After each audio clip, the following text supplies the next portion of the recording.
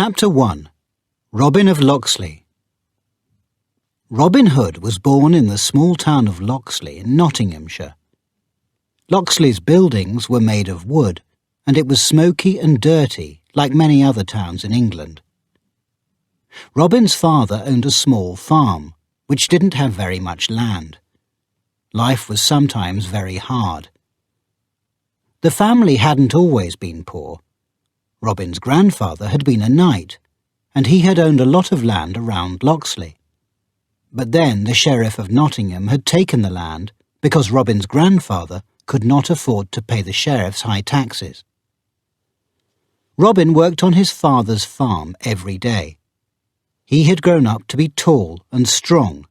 He was fair-haired and very handsome. Robin liked to practice archery on his father's farm, and he had become a very good archer. Many people came to watch Robin shooting his longbow. One of these people was the daughter of a local knight. Her name was Maid Marian. Marian had long blonde hair, and she was very beautiful. Robin and Marian often looked at each other.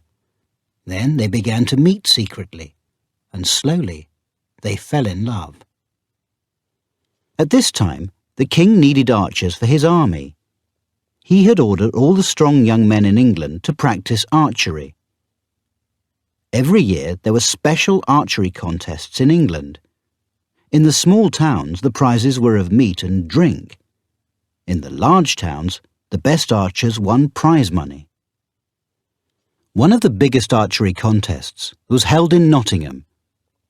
Every year the Sheriff of Nottingham gave the winning archer a prize from the king. The prize, 100 golden crowns, was a lot of money. Archers came from all over England to compete in the contest. When Robin reached his 18th birthday, he decided to speak to his father about the contest in Nottingham. "Father, please let me go to Nottingham," Robin said. "I am old enough to enter the contest, and I am the best archer in Locksley. I can hit a target at 500 paces. Let me compete with the archers in Nottingham. I am sure that I can win." His father was silent for a moment. Then he replied, "You are a very good archer, my boy. But the king and the sheriff want archers for their wars. Don't go, Robin. Stay in Locksley and be a farmer. It's not a bad life." "But I want to see the world," said Robin. "I have never been to Nottingham, and I may win 100 golden crowns. With that money we can buy more land, and then I can ask Marian to marry me." "You may win the contest," replied Robin's father, "but Marian's family still won't let you marry her. They want their daughter to marry a knight, not a farmer." "But your father was a knight," said Robin. "He owned land in Huntingdon and around Locksley." "That was over 20 years ago," said his father. "The sheriff took most of our land when my father could not pay his taxes. Now we are poor, and no one can take any more from us." "We are poor, but honest," replied Robin. "I am sure that Marian will marry me for love." "Do not talk of love and honesty," said his father angrily. "There is no love or honesty in England. The rich become richer, while the poor become poorer. The rich make the laws, the poor pay taxes." But Robin was determined to go to the contest. "Father, I must go to Nottingham," Robin said. "I am sure that I will win the sheriff's money. Perhaps Marian will not marry me, but at least we will not be poor any more." "Then go," replied his father. "You have seen little of the world, and I pray that you return safely. Go with God, and may he protect you. But go straight there and come straight back again. Do not stop on the way." Chapter 2. How Robin Hood became an outlaw. Robin set off on foot for Nottingham with his longbow and arrows. It was a fine morning in June. The fields were green and the sky was blue. Robin was young and strong, and he felt that the world was new. He sang as he walked along the road. Soon he entered Sherwood Forest. Sherwood was a very large and old forest. It was full of great oak trees, and the sun shone through the leaves and branches onto the road. Robin knew that there were guards in the forest. They were called foresters. The foresters looked after the trees and the deer for the Sheriff of Nottingham and the king. No man could cut wood or shoot deer in Sherwood. After a while, Robin came to a clearing. In the clearing were 15 men. They were eating a huge meat pie and drinking ale from a tall barrel. These men were the sheriff's foresters. Robin knew this because the men were wearing green shirts. The colour of the shirts was called Lincoln green. The men looked up when they heard Robin. "Where are you going, boy?" one of the foresters called. He was a large man and seemed to be the leader of the group. His mouth was full of meat pie as he spoke. "I am going to Nottingham," Robin answered. "I am going to compete in the archery contest." The forester poured himself another cup of ale. He laughed. "Now boys want to enter the archery contest. And what will you shoot with, little boy? A cheap bow and some old arrows? The contest at Nottingham is for real men, with real bows and arrows." "My bow is as good as yours," replied Robin angrily, "and I can shoot farther and straighter than you." "Can you, my boy?" said the forester. "Can you shoot one of those deer over there?" The forester pointed to a herd of deer. It was very hard to see the animals because they were about 500 paces away and partly hidden in the trees. "Yes, I can," answered Robin. Then he took his bow from his back and put it against his foot. He bent the bow and fixed the string to it. Then he took an arrow and put it to the bow. "Those deer are too far away," said the forester to the other men in the clearing. "I'm sure that they are safe. The boy will miss, then we will kick him on his way to Nottingham." The other foresters laughed and drank more ale. Robin pulled back on his bow and took careful aim. Then he released the arrow, and his bow sang as it flew towards the deer. The largest of the deer jumped up, then fell to the ground. The arrow had gone into the deer's neck. "He's killed one of the king's deer!" cried one of the foresters. "You will be punished for this!" the leader shouted at Robin. "The Sheriff of Nottingham is my cousin, and I will take you to him. He will cut off your ears and your fingers. You will never shoot a bow again." "Let me pass!" cried Robin. Then he ran into the trees. He ran as fast as he could, and he did not look back. The foresters had drunk too much ale and eaten too much meat pie. They could not run fast enough to catch Robin. "I will stop him," said their leader. He took his bow and put an arrow to it. The forester shot the arrow at Robin's back, but his aim was bad. The arrow flew past Robin's ear and hit a tree. Robin turned around angrily. Before the forester could shoot again, Robin put an arrow to his bow and aimed it. He let the arrow go, and it flew through the air and hit the forester in the chest. Bright red blood ran down the man's Lincoln green shirt. The man cried out and fell down. Robin turned and disappeared into the forest. The foresters brought the dead man's body to Nottingham. Then they went to the Sheriff of Nottingham and told him what had happened. As he listened, the sheriff's face turned dark with anger. "How How did this happen? He shouted. You must catch the murderer who killed my cousin. Hang him! So the foresters travelled to all the towns on the far side of Sherwood Forest. Who is the young man who can shoot a deer at 500 paces? They asked the townspeople. The people of Locksley knew that there was only one young man who could shoot a deer at 500 paces. Soon the sheriff heard the name of Robin Hood. I will give 100 golden crowns to the man who brings me Robin Hood, he said to his men. He has killed one of the king's foresters and one of the king's deer. He is an outlaw. Bring me Robin Hood of Locksley, dead or alive. Chapter 3. The Outlaws of Sherwood Forest. Robin ran through the forest until he could run no more. I wish that forester had never spoken to me, he thought to himself. I wish that I had followed a different path through the forest. But what was done was done. Robin was now an outlaw. He could not return to his home.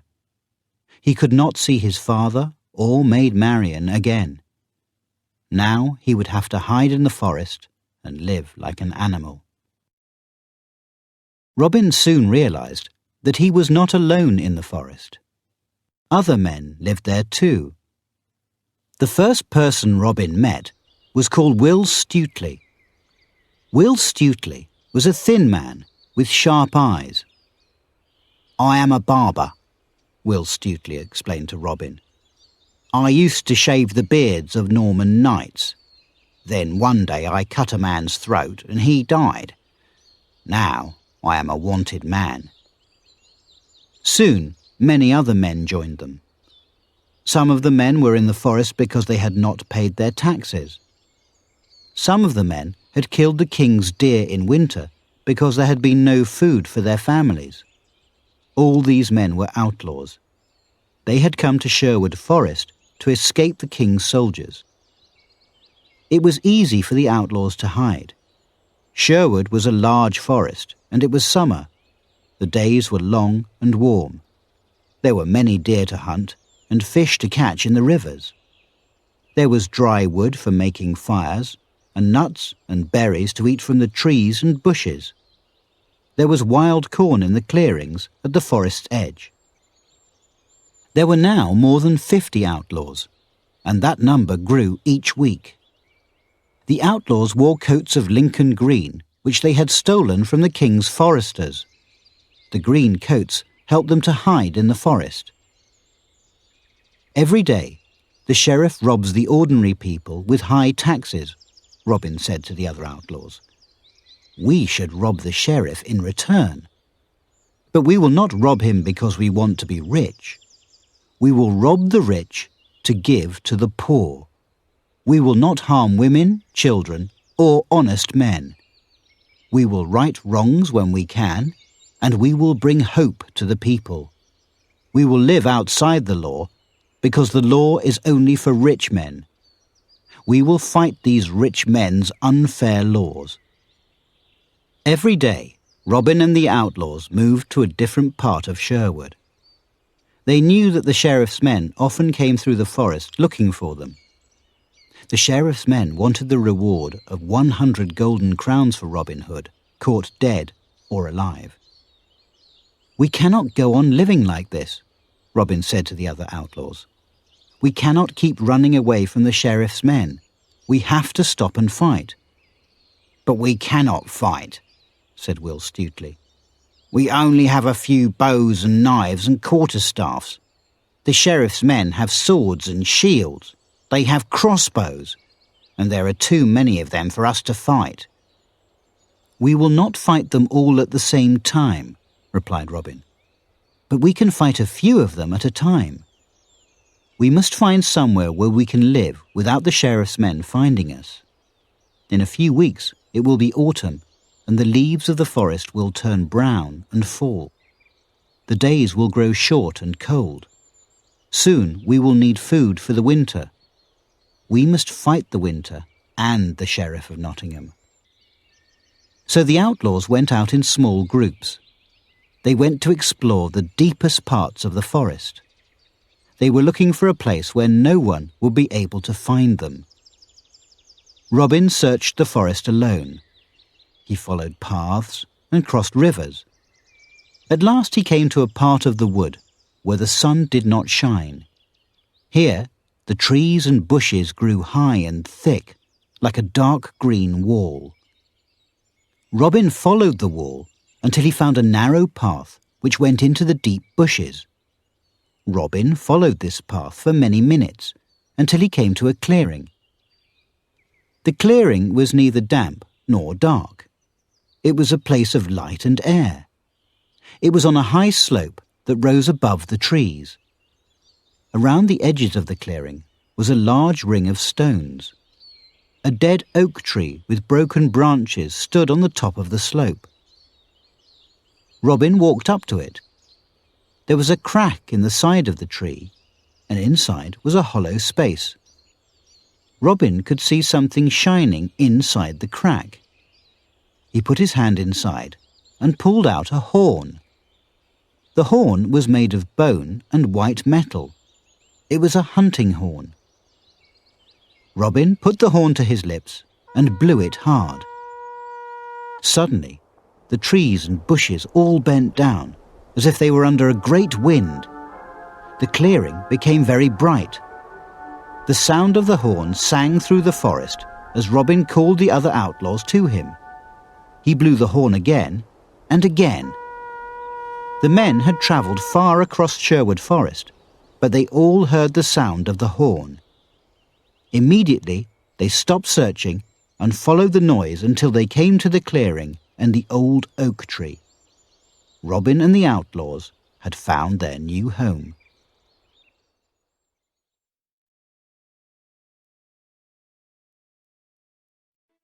Chapter 4. Little John. The men made a simple camp in the clearing. The narrow path was the only way into the camp, and it was easy to guard. "Tomorrow we will go hunting again," said Robin to the men. "But this time we will go hunting for news. We need information about the sheriff's men. We need to know who is travelling to Nottingham. Look for groups of knights. Look for tax collectors. They will travel slowly and will have money and weapons. We will welcome them here in the woods." The next day, Robin went alone to the edge of Sherwood Forest. He walked along a path until he came to a river. A branch of wood crossed the river like a bridge. Only one man could walk across this branch at a time. A stranger was coming along the path from the opposite direction. The stranger and Robin stood at either end of the bridge. Both men carried quarterstaffs. The stranger was very tall and very broad. He was the biggest man that Robin had ever seen. "Let the better man cross first," shouted the stranger to Robin. The stranger had a handsome, happy face. He smiled at Robin as he spoke. Robin also smiled. "Then let me pass," he said, "for I am the better man." "Ha! We shall see," said the stranger. Then he lifted his quarterstaff in both hands. He was ready to fight. Robin took hold of his own quarterstaff and stepped onto the branch. The stranger also stepped onto the branch, and the two men began to fight. Robin was tall, but the stranger was taller. Robin was broad, but the stranger was broader. Both men were strong. They moved backwards and forwards along the narrow branch as they fought. After many minutes of fighting, the stranger hit Robin hard on the side of his head. Robin fell into the water, and the stranger laughed. "Ha! Now who is the better man?" said the man. "Here, give me your hand." You have given me good exercise today." He helped Robin out of the water, and the two men sat next to the river. "What is your name?" asked Robin. "I am called John Little," said the stranger. "Have you ever heard of Robin Hood?" asked Robin. "Of course I have," said John Little. "He is an outlaw who lives here in the forest. The Sheriff of Nottingham is looking for him. But I have no love for the Sheriff and his men, so I hope that he doesn't catch Robin Hood." "Would you like to join Robin Hood and his group of outlaws?" asked Robin. John Little looked at Robin carefully. "Who are you?" he asked. "Why do you want me to become an outlaw?" Robin did not answer. Instead, he took his horn from his belt and blew it 3 times. Soon his men came running from the forest. They came to the river and stood around Robin and John Little. "My name is Robin Hood, and these are my men," Robin said. "Will you join us?"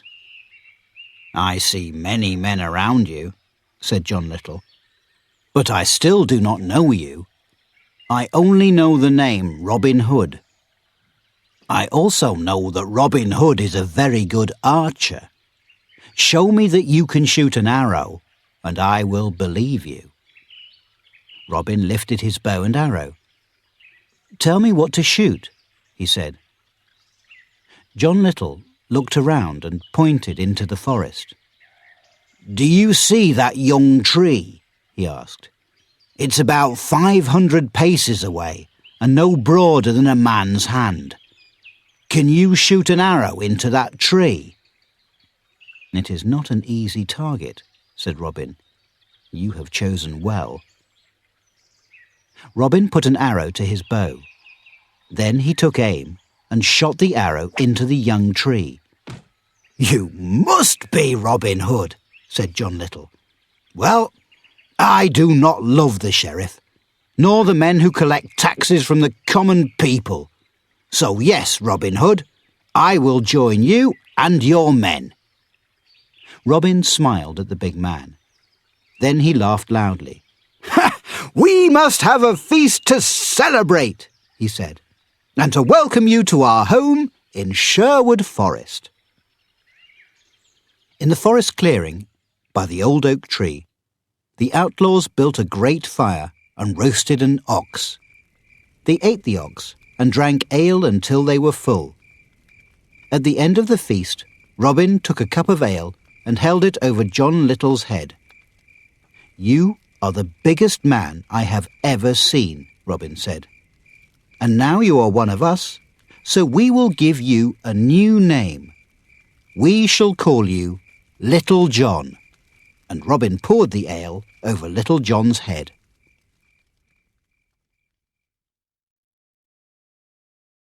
Chapter 5. Will Stutely the Barber.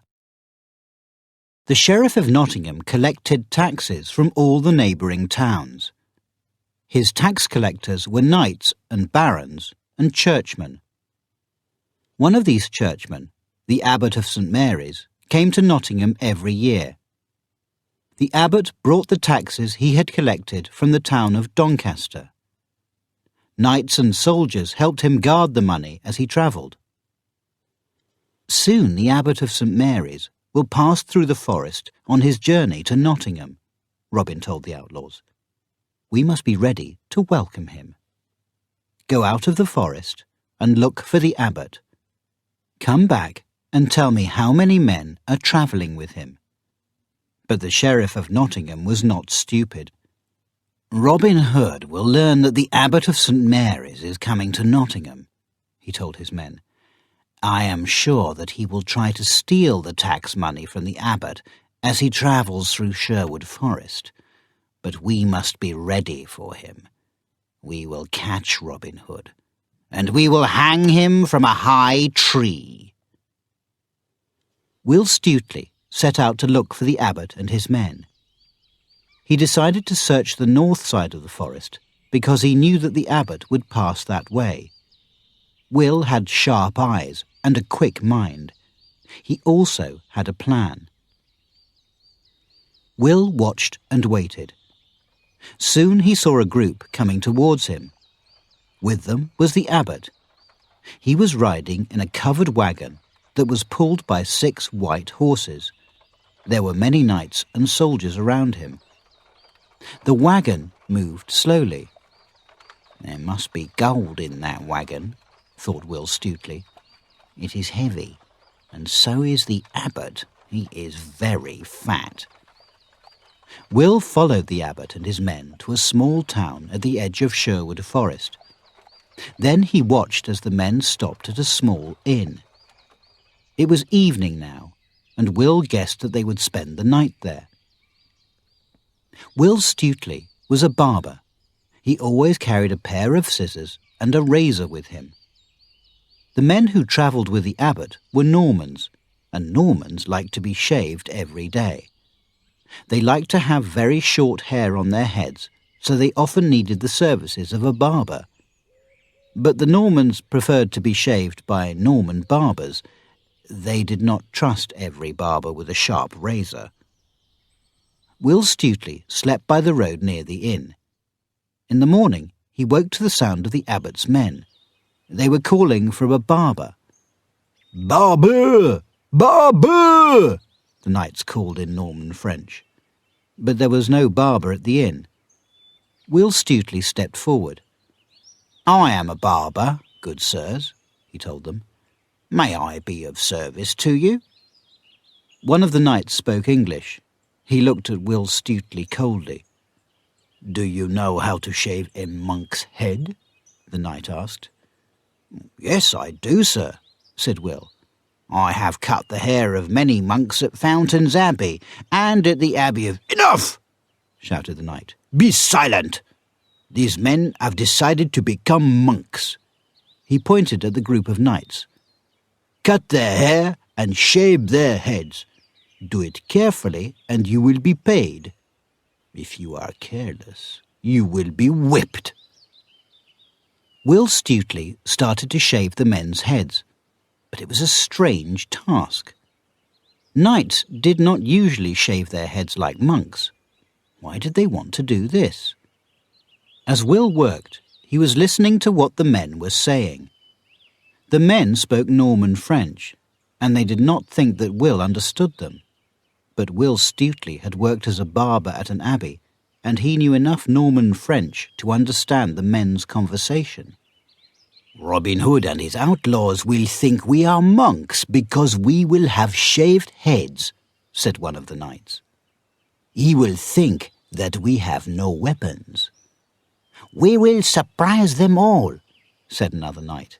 "We will catch and kill these outlaws of Sherwood Forest." After their hair was cut, the knights put on the clothes of monks, brown clothes that covered their swords and armour. Will Stutely watched and listened. The large, heavy wagon was still outside the inn, but now there was also a smaller, open cart. The soldiers put bags of flour into this open cart. Then they pushed smaller, heavier bags under the bags of flour. Will guessed that these were bags of golden crowns. He counted 40 bags altogether. Then the abbot of St. Mary's came out of the inn. He sat in the smaller, open cart. He was not wearing the clothes of a churchman. He was wearing the clothes of a miller. The larger covered wagon set off along the main road. The knights, who were now dressed as monks, went with the covered wagon.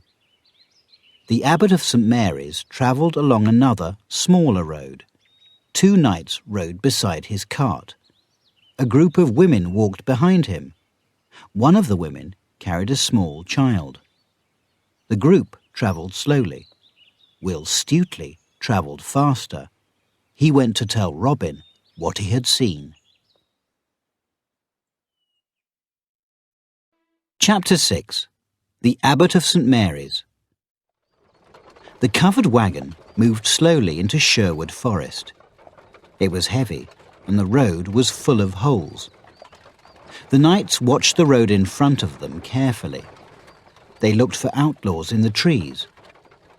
"We are in the middle of the forest now," said one of the knights. "I am sure that Robin Hood and his men will attack us soon." "Don't worry. The sheriff and his men are coming from Nottingham, and we will catch the outlaws when they attack us. We will kill them all." Suddenly, an arrow flew out of the forest. It hit one of the knights in the chest. The knight was not hurt because he was wearing armour under his brown monk's clothes. Then a tall man stepped into the road. "Stop right there!" the tall man shouted. "I am Robin Hood. All people passing through Sherwood Forest must pay me a tax." Immediately, the covers of the wagon opened, and men armed with crossbows jumped out. The knights pulled out their swords, and one of them blew a hunting horn. Another horn answered from farther up the road.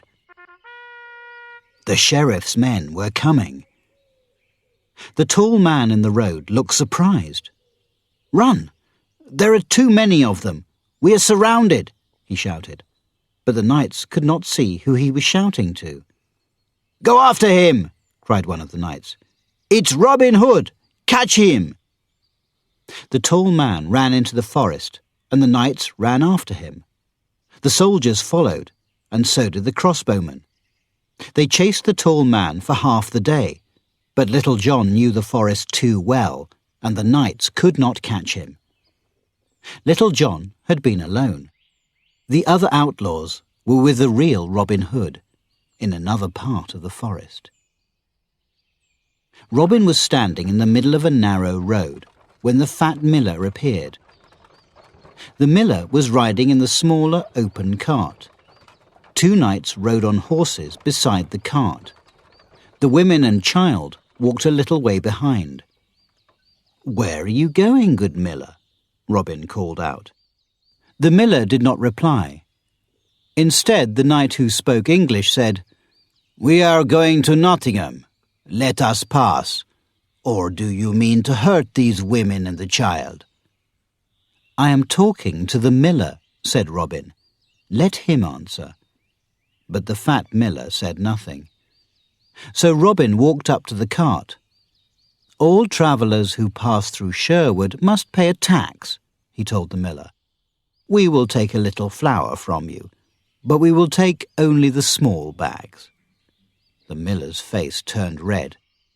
Suddenly, he put his hand into his shirt and pulled out a sword, but Robin caught the miller's hand. "This is a pretty sword," said Robin.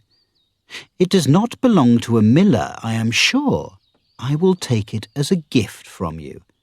Then Robin pulled the miller out of the cart and threw him onto the road. Suddenly, 20 outlaws stepped out of the trees. They aimed their bows and arrows at the knights. The knights and the miller were surrounded. "I am Sir Roger of Doncaster," said the knight who spoke English. "Who is this outlaw who robs women and a poor miller?" "I am Robin Hood of Sherwood Forest," answered Robin, "and we shall see if this miller is really poor." Then 2 of the outlaws climbed into the cart. They moved the large bags of flour. Underneath, they found the 40 bags of golden crowns. "Tell me, how does a miller have 40 bags of golden crowns?" asked Robin. "Who is the real thief here?" The miller did not answer. Instead, he watched silently as the outlaws lifted the 40 bags of gold from the wagon. "Now go in peace," said Robin, "and give my good wishes to the Sheriff of Nottingham." And so the knights and the abbot and the women went on their way to Nottingham. Robin and his men travelled back to their camp in the middle of the forest. They carried the 40 bags of gold with them. The abbot of St. Mary's was no poorer because of Robin Hood. The gold had not been his. It was tax that he had collected for the Sheriff of Nottingham. But the abbot was still a very angry man. "I will have my revenge," he said to Roger of Doncaster. I do not care how long it takes, but I will find a way to kill Robin Hood." The Abbot of St. Mary's was a rich and powerful man. He had friends at the King's court in London. These friends told the King about Robin Hood. "40 bags of gold!" shouted King Henry angrily. "The Sheriff of Nottingham let an outlaw steal 40 bags of gold? Send for the sheriff. Let him explain himself." But when the Sheriff of Nottingham arrived to see the king, he was met by King Henry's youngest son, Prince John. King Henry had gone to France. He had left to fight a war against the French king. Prince John was a dark-haired man. He was only 21 years old, but he was already getting fat. John loved food, and he often ate so much that he became ill. "Good Sheriff of Nottingham," John said, "I hear that we have a problem. What shall we do about this outlaw called Robin Hood?" "My lord, I shall take care of it," said the sheriff. "I promise you that I will catch Robin Hood and hang him." "Make sure that you do," said Prince John. "Also know this, that after his death, my father wishes me to become King of England. He does not want Richard to be king. And when I am king, I will need good servants like you, the Sheriff of Nottingham." The sheriff bowed his head to Prince John. "My lord, you know that I am your true servant," he said. "Good," said Prince John. "As you know, my brother Richard likes fighting. He believes in truth and justice. But I think you are a man like myself, good sheriff. We both know that the most important thing in life is money." Chapter 7. The Golden Arrow. The sheriff returned to Nottingham. It was harvest time. Time to cut and collect the corn from the fields at the end of summer. There was always a great festival after the harvest. "This year we will have a special harvest festival," said the sheriff to the people of Nottingham. "We will have an archery contest. Prince John will give a special prize. The prize will be an arrow made from gold." The sheriff sent messengers to all the towns and villages. Soon news of the contest reached Robin. "A golden arrow is a good prize," Robin told the other outlaws. "But I know why the Sheriff of Nottingham is having this contest. It's a trap. He is expecting me to come so that he can catch me and hang me." Robin was right. The sheriff did expect Robin to come to the archery contest. He planned to trap Robin and his men in Nottingham town. "Watch out for Robin Hood," the sheriff told his soldiers and other knights. "He is a tall, fair man. Many of you have seen him and heard him speak. He is a brave outlaw. I am sure he will come to the archery contest. He will try to disguise himself, but we will know him." On the day of the archery contest, the sheriff dressed in his best clothes. He looked very handsome in his purple cloak and a velvet cap. But underneath his clothes, he was wearing armour. Archers had come from all over England for the contest. The archery range was decorated with flags and ribbons of coloured cloth. All the people of Nottingham town came to watch the archers. The people cheered and shouted as the sheriff stood up and raised his hand. "All men who wish to enter the contest may shoot an arrow," he said, "but only the 12 best men can enter the contest." For the first hour, 100 men took turns to shoot an arrow at a target. There was a black circle at the centre of the target. The black circle was called a bull's eye. Some of the archers missed the target completely. Some of them hit the edge of the target. Only 12 men hit inside the bull's eye. Among the 12 men was the sheriff's champion archer. His name was Gilbert Redcap. The sheriff watched the other 11 men carefully. Some of them he knew, but half of them were strangers. "Find out the names of the strangers," he said to his steward. "Robin Hood will not tell us his name, but we know he is tall and fair. Can you see anyone who matches his description?" "There is one tall, fair-haired man among these 12 archers," replied the steward.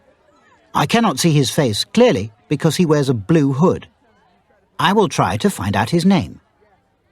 The sheriff stood up, and the crowd became silent.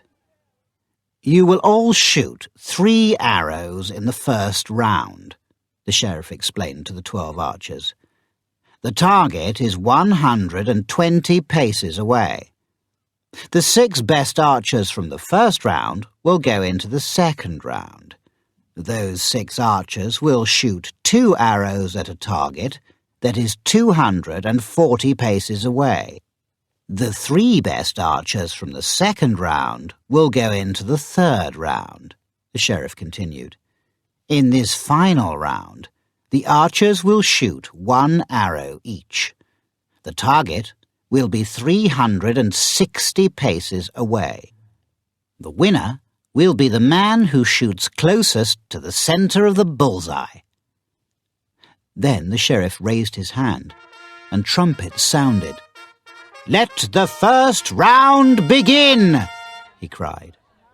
The tall stranger dressed in blue stepped forward.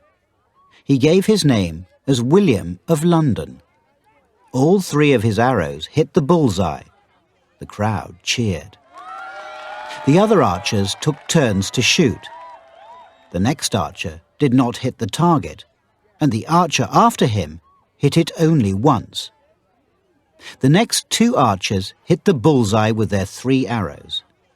Then Gilbert Redcap stepped forward. He shot his 3 arrows quickly. They all hit near to the centre of the bullseye. "Hurrah, Gilbert!" shouted the crowd. The last archer to shoot in the contest was a strange man. His back was bent, and he was dressed like a beggar, a very poor man. His clothes were made of many pieces of red cloth. His hair and beard were brown, and he had only 1 eye. A black patch covered half his face and his right eye. "He is a strange-looking man," said the sheriff to the steward.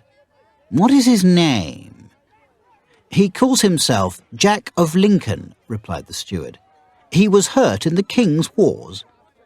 "I am sure that he cannot shoot straight with only 1 eye and a bent back," said the sheriff. The beggar stepped forward. The crowd shouted and laughed at the beggar's strange clothes and his bent back. The beggar did not look at the crowd. He drew back his bow and aimed an arrow at the target. He shot the arrow and hit the centre of the bullseye. Then he quickly shot 2 more arrows into the bullseye. The crowd was silent. "That beggar is lucky," said the sheriff. "But he will not beat Gilbert. Move the targets back to 240 paces." The 6 best archers from the first round shot again. This time they shot 2 arrows each. William of London shot well. Both his arrows hit the bullseye. The next 2 archers were not so lucky. Gilbert Redcap shot close to the very centre of the bullseye. The strange beggar also shot both his arrows into the bullseye. "There are only 3 men left," said the sheriff to his steward. "That beggar is a good archer, but the man to watch is William of London. Tell the soldiers to stand near him. I'm sure he is Robin Hood. He won't escape me this time." Then the sheriff stood up. "Move the targets back to 360 paces," he shouted. The crowd went silent as William of London stepped forward and pulled back the blue hood of his cloak. He was tall and fair, just like the description of Robin Hood. William took careful aim. He shot an arrow and hit the bullseye, but he did not hit very near to its centre. "A good shot," said the sheriff, "but Gilbert can do better. Hurrah for Gilbert!" "Hurrah for Gilbert!" shouted the crowd. Then Gilbert stepped forward. He drew back his bow and took careful aim. The arrow hit the centre of the bullseye. The crowd went wild. "Gilbert! Gilbert!" they shouted. "He has won," said the sheriff. "My champion archer has won. He is better than Robin Hood." When the beggar stepped forward to take his shot, the crowd were not watching him. They were talking excitedly about Gilbert. Slowly, the beggar drew back his bow. Then he took careful aim with his one good eye and shot his arrow. Suddenly, the crowd stopped talking. Something strange had happened. Everyone was looking at the target. Then a knight came towards the sheriff. "Gilbert's arrow is broken, my lord," he said. "The stranger's arrow has split Gilbert's arrow. It has gone right through to the very centre of the bullseye." The crowd had gone very quiet. The sheriff was not pleased, but he tried to smile. He raised the prize in his hand and showed it to the crowd. It was an arrow made of pure gold, a golden arrow. "Come forward," said the sheriff to the beggar. "I need good archers, and I invite you to join my army.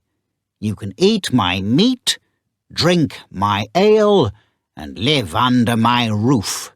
What do you say about that?" The beggar stood up straight and looked at the sheriff. "I say no, sir," he said, "for I am my own man. I have no need of a lord and master." Then the beggar took the golden arrow from the sheriff and held it up to show the crowd. The people cheered. "You are a very rude beggar," said the sheriff. "Get out of Nottingham now, or you will be whipped for your rudeness." The beggar turned and disappeared into the crowd. He held the golden arrow high above his head. The sheriff was so angry that he forgot about Robin Hood.